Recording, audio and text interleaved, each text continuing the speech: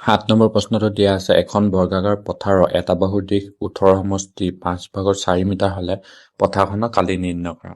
এতিয়া আমি কি দিয়া আছে আমি প্ৰথমতে লিখি লম। ইয়াত লিখি লম যে গিভেন মানে দিয়া আছে। এতিয়া দিয়া আছে বৰ্গাকাৰ পথাৰখনৰ বাহুৰ দিশ। বৰ্গাকাৰ পথাৰখনৰ বাহুৰ দিশ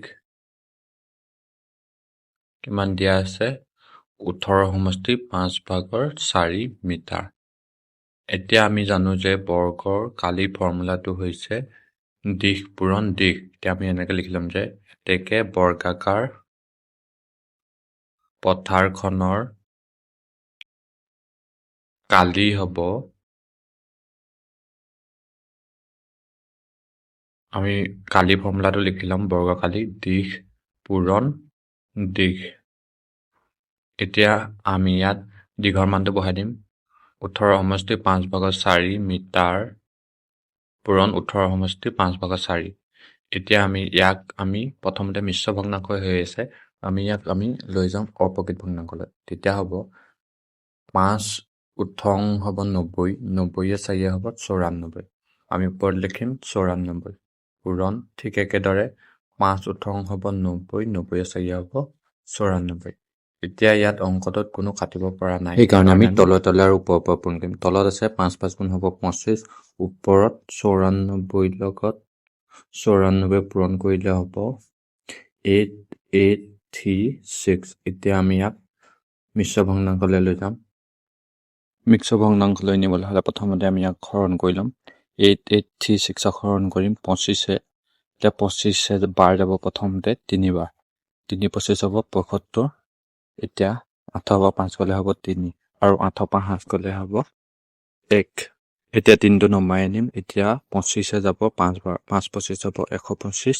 এতিয়া 13 পৰা 5 গ'লে হ'ব 8। এতিয়া 6টো নমাই আনিম। এতিয়া 25 যাব 3 বাৰ, একেদৰে 3 বাৰ যাব আগৰটো নাই, 3 25 হ'ব 75। এতিয়া 6 পৰা 5 গ'লে হ'ব 1 আৰু 8 পৰা 7 গ'লে হ'ব 1। এতিয়া ইয়াক যদি আমি মিশ্ৰ ভগ্নাংশলৈ নিওঁ তেতিয়া হ'ব 353 সমষ্টি 25/11 মানে বৰ্গাকাৰ পথাৰখনৰ কালি ওলালে 353 সমষ্টি 25/11 মিটাৰ স্কোৱাৰ, বা বৰ্গাকাৰ পথাৰখনৰ কালি হ'ব 353 সমষ্টি 25/11 বৰ্গ মিটাৰ। 8 নম্বৰটো দিয়া আছে তগৰে 1 ঘণ্টাত এখন উপন্যাসৰ 7/1 অংশ পঢ়ে, তেন্তে 2 সমষ্টি 4/1 ঘণ্টাত উপন্যাসখনৰ কিমান অংশ পঢ়িব নিৰ্ণয় কৰা। এতিয়া 1 ঘণ্টাত পঢ়ে 7/1 অংশ, তেতিয়াহ'লে 2 সমষ্টি 4/1 ঘণ্টাত কিমান পঢ়িব উলিয়াবলৈ হ'লে আমি 2 সমষ্টি 4/1 ঘণ্টাৰ লগত 7/1টো কি কৰিব লাগিব পূৰণ কৰিব লাগিব। তেতিয়া উপন্যাসখনৰ কিমান অংশ পঢ়িব ওলাব। এতিয়া কি দিয়া আছে আমি লিখি ল'ম। প্ৰথমতে লিখি ল'ম দিয়া আছে কি দিয়া আছে আমাক তগৰে 1 ঘণ্টাত উপন্যাসখনৰ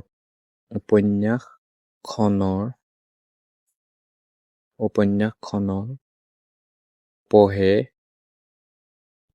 1/7 অংশ। এতেকে তগৰে 2 সমষ্টি 4/1 ঘণ্টাত উপন্যাসখনৰ পঢ়িব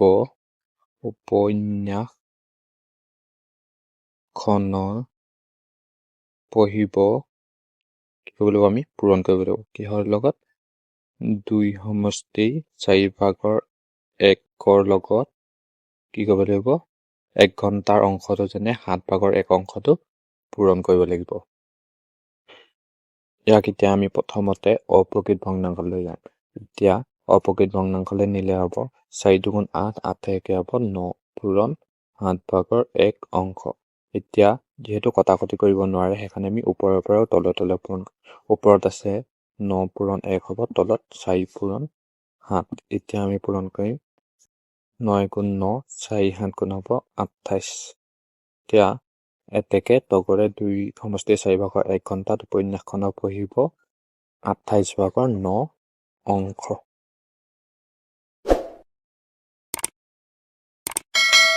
এতিয়া 9 নম্বৰটো দি আছে এটা আয়তৰ দিশ 7 সমষ্টি 5 ভাগৰ 1 চেণ্টিমিটাৰ আৰু প্ৰস্থ 4 সমষ্টি 3 ভাগৰ 2 চেণ্টিমিটাৰ। আয়তৰ কালি নিৰ্ণয় কৰা। এতিয়া আমি আয়তৰ কালি ফৰ্মুলাটো ব্যৱহাৰ কৰি আয়তৰ কালি উলিয়াম। এতিয়া প্ৰথমতে আমি লিখি ল'ম যে কি কি দিয়া আছে। এতিয়া আমাক দিয়া আছে যে লিখি ল'ম দিয়া আছে কি দিয়া আছে আয়তৰ দিশ দিয়া আছে। আয়তৰ বা আয়তটোৰ দিশ সমান কিমান 7 সমষ্টি 5 ভাগৰ 1 চেণ্টিমিটাৰ। এক যদি আমি অপ্ৰকৃত ভগ্নাংশলৈ নি লওঁ তেতিয়া হ'ব 5 7 গুণ 35 35 একে হ'ব 36 মানে 36/5 চেণ্টিমিটাৰ। ঠিক তেনেদৰে প্ৰস্থটো হ'ব আৰু আয়তটোৰ প্ৰস্থ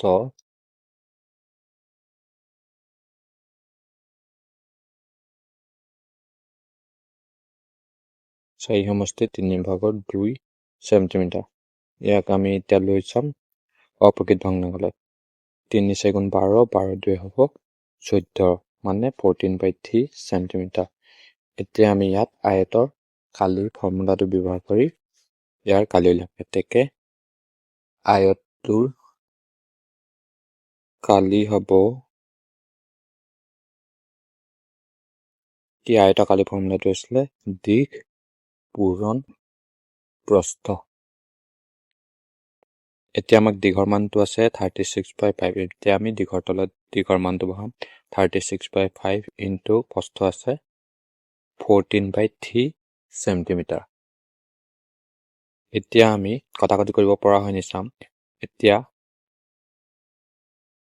36/5 ইনটু 4/3 এতিয়া চেণ্টিমিটাৰ পূৰণ কৰিলে হ'ব বৰ্গ চেণ্টিমিটাৰ বা চেণ্টিমিটাৰ স্কুৱেৰ। এতিয়া ইয়াত 3টোৱে 36ক বাৰ যাব 12 বাৰ 3 পাওঁ 36। এতিয়া কোনো কটাকটি কৰিব পৰা নাযাব আৰু সেইকাৰণে এতিয়া আমি পাতি ল'ম কি আছে। ওপৰত আছে 12 পূৰণ 14 আৰু তলত আছে 5 আৰু চেণ্টিমিটাৰ স্কুৱেৰটো পাতি দিম। এতিয়া 12 লগত 14 পূৰণ কৰিলে হ'ব 168 আৰু তলত আছে 5। ইফালে বৰ্গ চেণ্টিমিটাৰটো পাতি দিম। এতিয়া ইয়াত যদি আমি মিশ্ৰ ভগ্নাংশলৈ নিওঁ তেতিয়া হ'ব 5 3 গুণ 15 আকৌ 5 3 গুণ 15 15 3 হ'ব 18 15 3 হ'ব 18।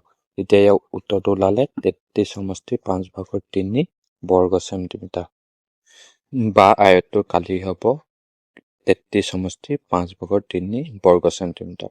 এইটোৱে হৈছে ইয়াৰ উত্তৰ। এতিয়া 10 নম্বৰটো দিছে এটা শ্ৰেণীৰ মুঠ 40 জন ছাত্ৰ ছাত্ৰীৰ 5 ভাগৰ 3 অংশ ল'ৰা শ্ৰেণীটোৰ ছোৱালীৰ সংখ্যা নিৰ্ণয় কৰিব কৈছে। এতিয়া ছাত্ৰ ছাত্ৰী আছে 40 জন তাৰে 5 ভাগৰ 3 অংশ আছে ল'ৰা। তেতিয়াহ'লে 40 জন ছাত্ৰ ছাত্ৰী 5 ভাগৰ 3 অংশতনো কিমানজন ল'ৰা হ'ব। সেই ল'ৰা সংখ্যা উলিয়াই মুঠ ছাত্ৰ ছাত্ৰীৰ সংখ্যাৰ পৰা যদি আমি বিয়োগ কৰি দিওঁ তেতিয়া ছোৱালীৰ সংখ্যানো কিমান আছে ওলাব। এতিয়া আমি ছোৱালীৰ সংখ্যা ল'ম। এতিয়া আমাক কি কি দিয়া আছে লিখি ল'ম।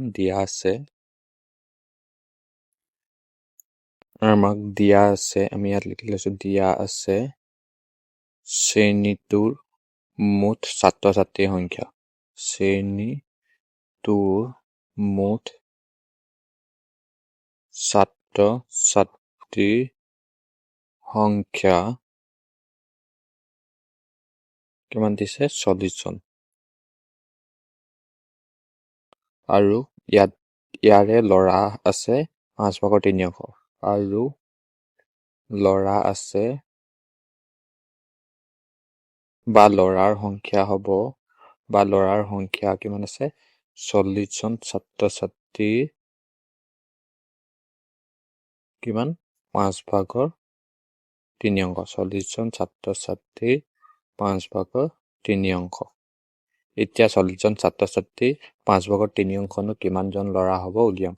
এতিয়া 40 পূৰণ 5 ভাগৰ 3 এতিয়া 5 40ক যাব 8 বাৰ এতিয়া থাকি গ'ল 8 পূৰণ 3 8 3 গুণ হ'ব 24 মানে ল'ৰাৰ সংখ্যা হ'ব 24 জন এতিয়া মুঠ ছাত্ৰ ছাত্ৰীৰ সংখ্যা 40 জনৰ পৰা এতিয়া ল'ৰাৰ সংখ্যা যদি আমি বিয়োগ কৰি দিওঁ ল'ৰাৰ সংখ্যা পাইছিলোঁ 24 জন 24 জন যদি বিয়োগ কৰি দিওঁ 40ৰ পৰা তেতিয়া ছোৱালীৰ সংখ্যা ওলাব এতিয়া লিখিম এতেকে শ্ৰেণীটোৰ ছোৱালী সংখ্যা হ'ব